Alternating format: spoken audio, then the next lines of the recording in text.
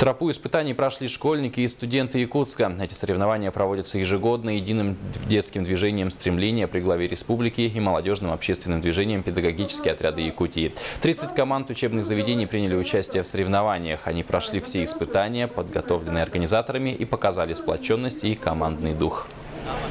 Ежегодная игра «Тропа испытания» на местности птицефабрики мы устраиваем уже на протяжении 10 лет. И самая главная задача нашей тропы – это игра на командообразование. То есть, когда приходят команды, и команда проверяет себя на прочность, какие они в дружбе, могут ли они себя поддержать.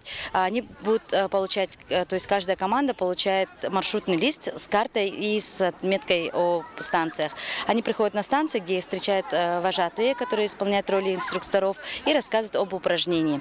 У нас здесь огромное количество командных упражнений, которые они должны пройти, цель которого является взаимосвязь, взаимопомощь, самоотдача для укрепления командного духа.